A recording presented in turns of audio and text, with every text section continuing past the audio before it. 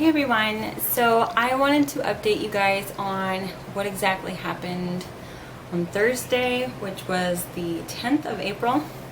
If you guys have me on my YouTube, Facebook, I had posted that I was pretty sure I had food poisoning and that I was also waiting for a call back from my midwife.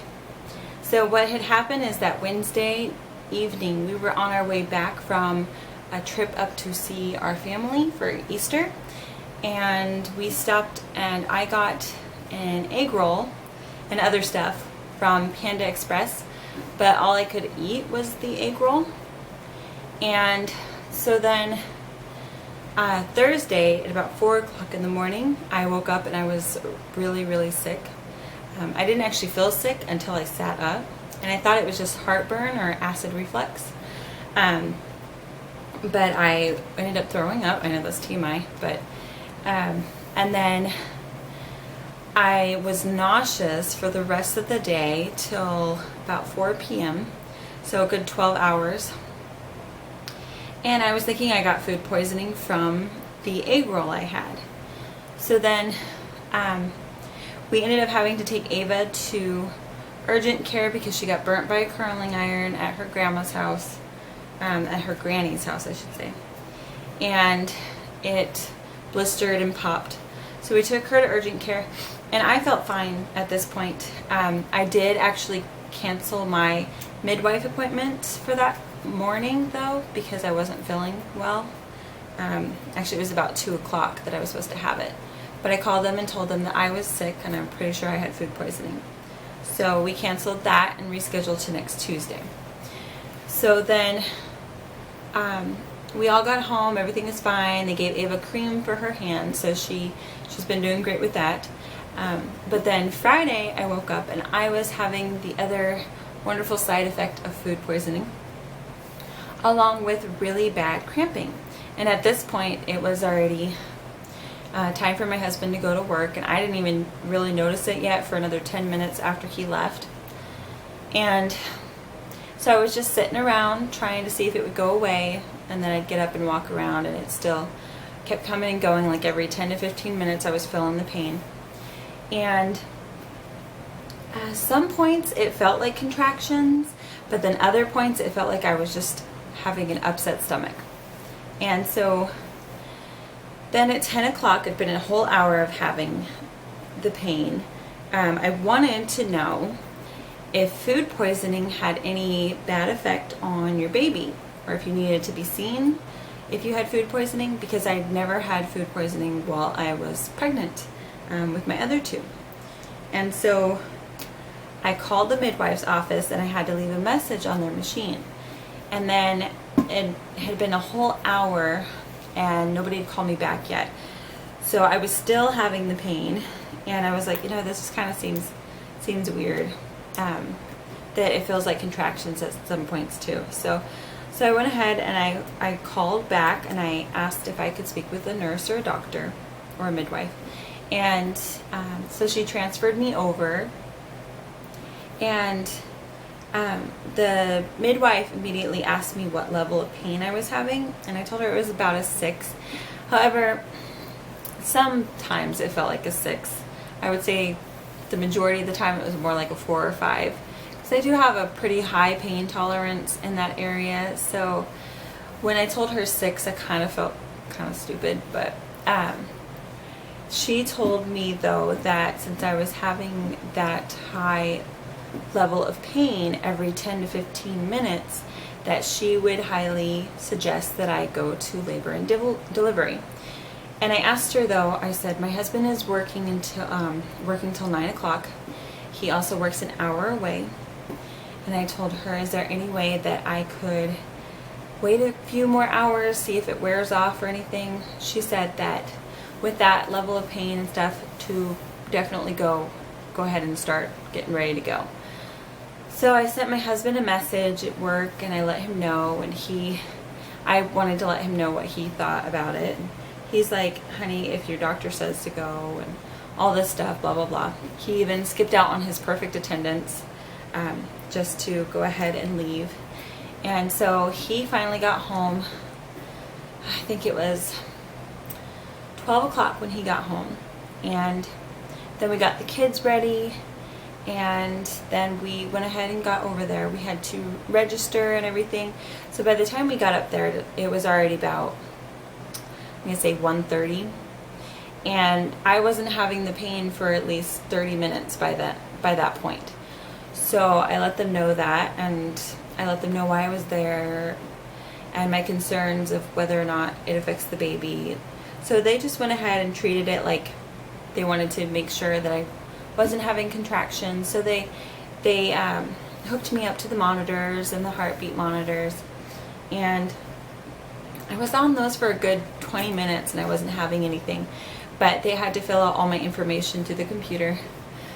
And so by the time that they were 20 minutes into that or so, I started feeling the pain again, but it was very, very light. Like it didn't bother me. I just let her know that was somewhat of the pain that I was having. And she was looking at the monitor and stuff, and she's like, okay. And then she walked off real quick, and then she came back, and then she looked at the machine, and she was in there with the doctor at this point too, and they looked at me and said, yeah, that was a contraction that you just had. And I was like, oh, okay. And then so then we're sitting there, and they're like, you're probably dehydrated from being sick, so it's it's definitely contractions. And so then all of a sudden they realize that I'm having them every 3 minutes apart. And they're like, oh, shoot. So they told me to start drinking my drink as much as I could.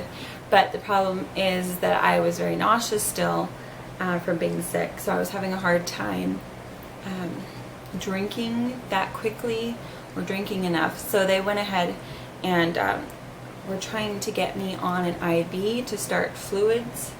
And they wanted to do 2 full bags of the, I think it was saline or whatever.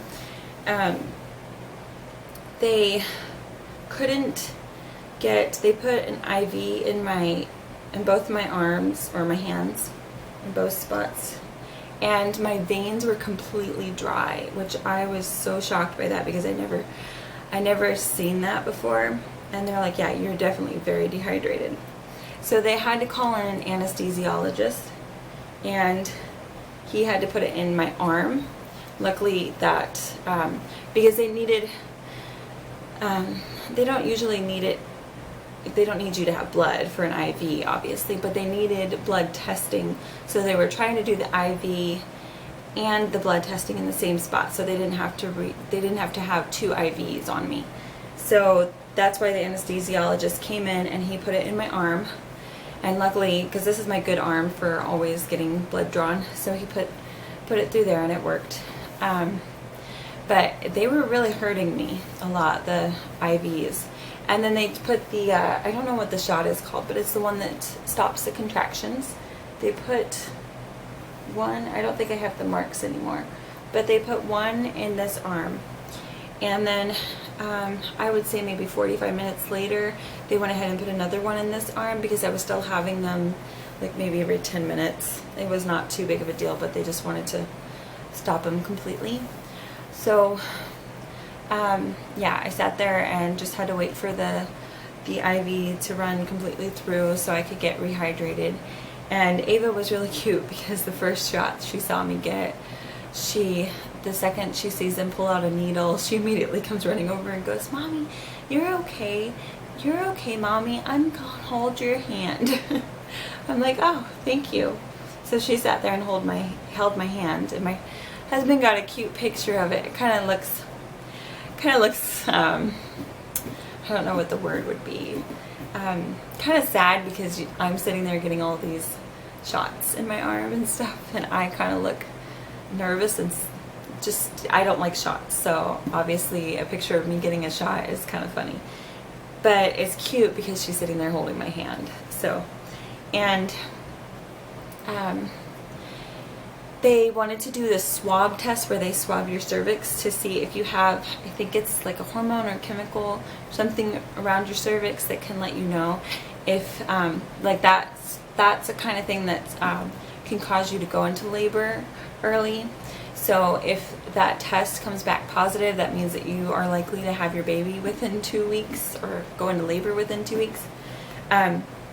So that came back negative, which I was really grateful for. And then also they checked my cervix, which I was not dilated at all. So, so even though I was having contractions from being dehydrated, nothing was coming up from them. So that was, sorry, I'm sitting here playing with my kid's ball. That was really a relief to hear that I wasn't dilating from it. So they said that hopefully they won't see me for another, hopefully 7 weeks, but we'll see if we get to that point.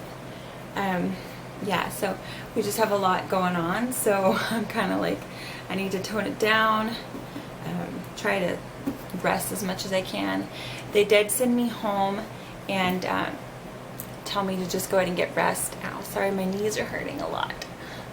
They told me to go ahead and get rest for the evening, and just to do as much as I could tolerate work-wise around the house.